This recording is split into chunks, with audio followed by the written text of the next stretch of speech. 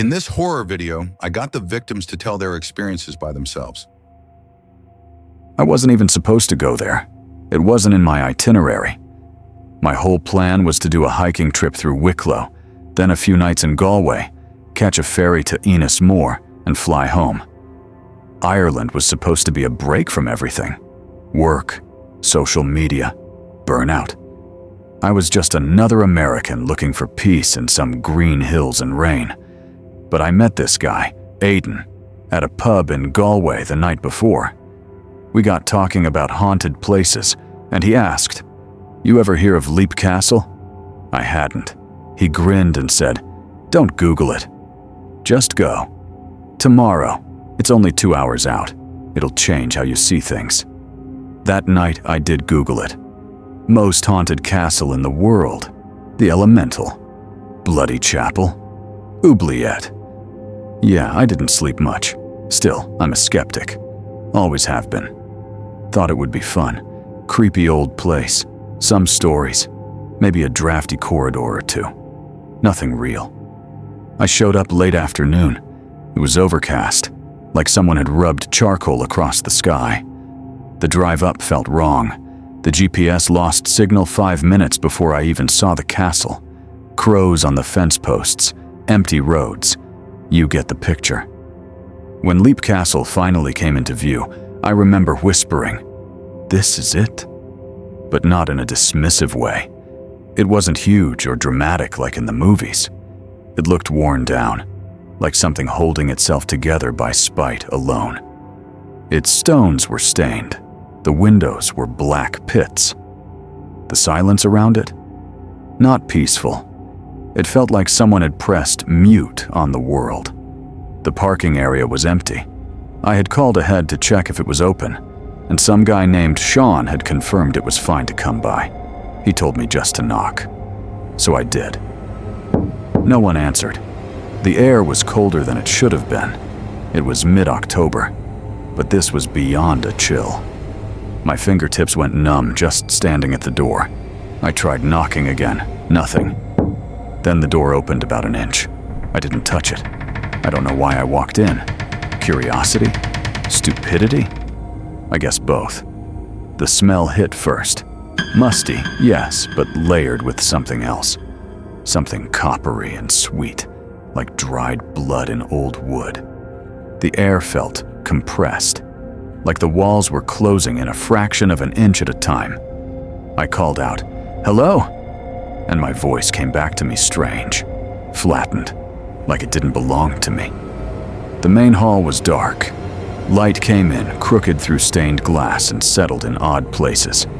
Dust hung still in the air, as if frozen. I heard footsteps above me, so I climbed the stairs. The Bloody Chapel sits at the top, past a narrow corridor and a tight spiral staircase. When I stepped in, I got dizzy, like stepping onto a boat. I had to lean against the wall to steady myself. The room felt ancient, and not just because of the stone or age.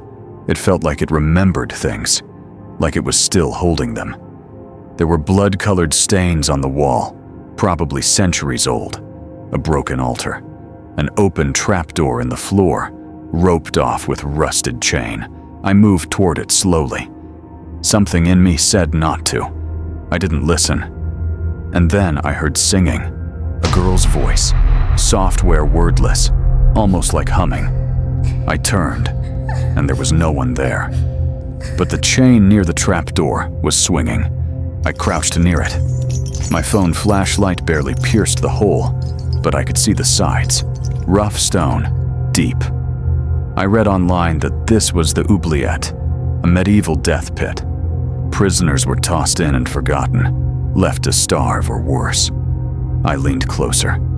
There was breathing coming up from the hole, rhythmic, wet, too close. I scrambled back and stood up too fast, hit my head on the corner of a beam and dropped my phone. It slid halfway across the room. The flashlight spun, once, twice, and landed on something in the corner. I only saw it for a second. A figure, crouched low, limbs too long, skin grayish black, like smoked leather. Its head was tilted. watching me. When I looked straight at it, it was gone. I bolted, ran down the spiral staircase so fast I scraped my palms catching the walls. I swear, I heard whispers following me, crawling down the stone like insects. When I reached the main hall, the front door was shut. I hadn't closed it, and now it wouldn't open. That's when I finally heard a voice. From a side room, a man stepped out. Mid-60s, heavy coat, cap. Looked like he'd just come in from the rain. He said, "Ah, there you are.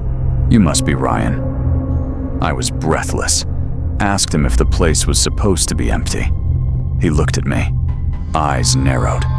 Then he said something that messed me up completely. "I just got here. No one else should be inside." He helped me get the door open. As I walked outside into the evening air, I felt something release, like I'd been underwater. I thanked him, got in the car, drove for miles before I could breathe properly. Later that night, in a pub in Limerick, I checked my phone gallery. I don't remember snapping any photos in the chapel. I was too scared. But there was one. It was pitch black, mostly blur, except for a corner of the image, where a hand was reaching out of the trapdoor. Long fingers, twisted nails.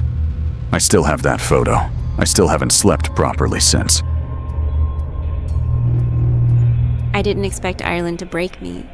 I'm from Vermont, quiet, forested, New England charm and all.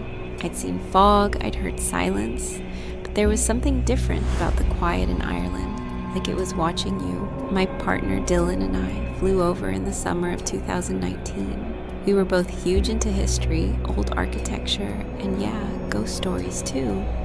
Though for me, it was always more about the vibe than believing in any of it. Dylan had a list of castles he wanted us to explore, and I added Leap Castle after stumbling across a blog post calling it the most haunted place in the world. I mean, how do you not want to see that? The day we went was July 3rd. Gray skies, light drizzle, kind of what you expect over there, right? We drove up a narrow gravel road just off the R421, trees pressing in close like they didn't want us to arrive, and then it just appeared. Leap Castle looked like it had been dragged out of a dream you don't remember fully, but wake up shaking from. Towering stone, a heavy iron gate, windows like blackened eyes.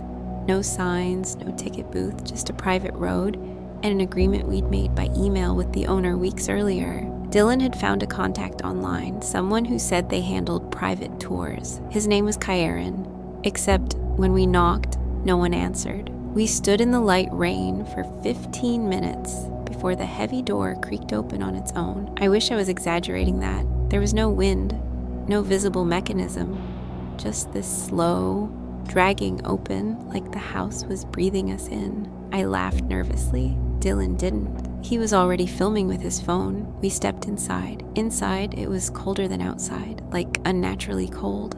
Not chilly. Wrong. The air didn't feel like air. It felt like standing in a room with something dead. The great hall was lit by tall, narrow windows that barely let in any light. The shadows felt thick. There was no furniture, just these ancient stone walls with cracks like veins. The silence was intense, thick enough that when Dylan whispered, "This place is insane," it felt disrespectful. There was no sign of Kieran. We waited by the staircase, calling out. Still nothing. Dylan said we should have a look around anyway. He figured maybe this was part of the experience. I didn't love it, but I followed him. He was excited. We climbed the spiral staircase toward the upper floors. That's when it started. It hit me first. The smell, I don't know how to describe it properly. Old blood, iron, rot. But there was something else, sharp like copper and ozone. It wasn't constant. It came in waves, like whatever was causing it was moving. Dylan didn't smell it at first. We made it to the bloody chapel, the infamous room where people were supposedly stabbed mid-mass and shoved through a trapdoor into spikes in the oubliette. The energy in there, it wasn't just heavy, it was oppressive, like it pushed down on your chest. The hairs on my arms stood up, and I swear I heard breathing, but it wasn't ours. That's when I saw movement. In the far corner, a figure, not shaped right, almost human but not. It disappeared before I could scream. Dylan wandered off to film the far wall. I stayed closer to the door. He was mumbling something about cool acoustics when I heard it. A scream, but not from him. It came from beneath the floor, muffled, choked, high-pitched, like a child. It didn't echo. It seeped as if the stones themselves were holding on to it and finally let it out. I shouted for Dylan to come back. He didn't respond. I went toward him. He was standing, frozen, staring at something on the wall. His camera was down by his side, recording the floor. "Dylan?" He turned his head slowly, eyes wide. His lips moved, but I couldn't hear what he said. I stepped closer, and that's when all the lights from the windows seemed to dim, and the air became thick. It crawled, literally crawled, out of the oubliette hole in the corner. It looked human, but not right. Too pale. Its limbs moved like they were bending the wrong way. I could hear its joints cracking. It dragged something with it, like a bag or a body, I couldn't tell. No face, just a massive shadow where its face should have been. Dylan snapped out of whatever trance he was in, grabbed my arm, and we ran. Nearly fell down the stairs. I swear I felt fingers brush the back of my jacket. We burst out the front door and sprinted to the car. Still no Kieran, still no other cars. Back at the hotel in Dublin, we checked Dylan's phone. There was footage of the floor, just static. Then, a frame.